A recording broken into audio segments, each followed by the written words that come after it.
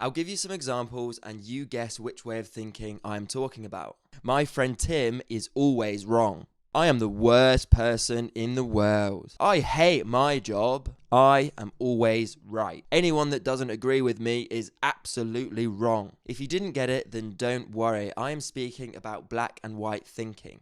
That is, thinking in absolutes. Something is either good or it's bad, and there is no in between. This is actually more common than you think and very dangerous because it can affect everything from your relationships to your workplace environment, even your political views, and even down to the way in which you argue. If you let it, black and white thinking will follow you throughout life. In this video, we explore examples of black and white thoughts and discuss strategies for recognizing and preventing them. But why is it such a big deal? Because black and white thinking can prevent you from trying new activities. Here's one that you hear all the time. Oh, do you want some vegetables with your dinner? No, I don't like vegetables. What?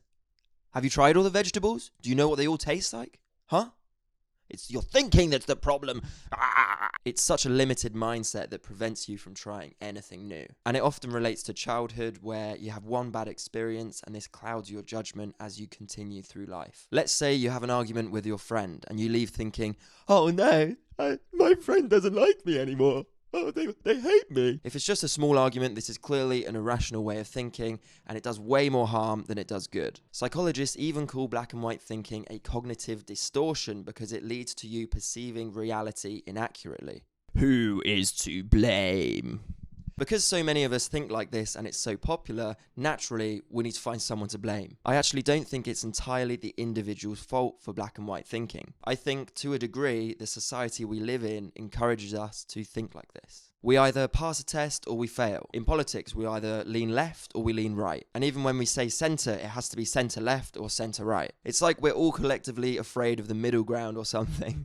It doesn't really make sense. It's not entirely the individual's fault for black and white thinking, but it is your responsibility to learn how to recognise these thought patterns. How can we recognise it? It's important to mention that not all black and white thinking is bad. Thinking in absolutes can actually be helpful sometimes. You know, you put your hand over a candle and you burn your hand. Okay, you're probably not going to do that again. But having said that, it can easily seep into your everyday thinking. The main method of recognizing this way of thinking is to watch your words. I don't mean literally, I mean be conscious of them. Words like always, never, impossible, disaster, perfect are common words when it comes to black and white thinking.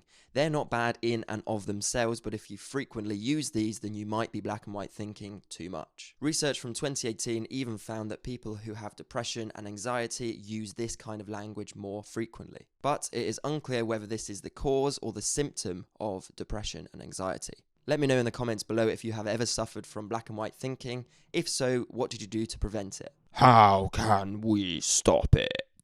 Black and white thinking occurs when you are stuck in your own head, so seek the guidance of others. Ask a friend or a relative or a mentor or something like that for their advice. See what they think. This will help you get the opinions of other people, and it will help you break free of thinking from your individual thought pattern. Because black and white thinking often only has two outcomes, it can be really helpful to write down the options. The challenge here is to write a minimum of 3 outcomes of what could happen. And finally, you can realize that there is a difference between what you do and who you are. Don't rush into quickly making a decision and take the time to reflect on the outcomes.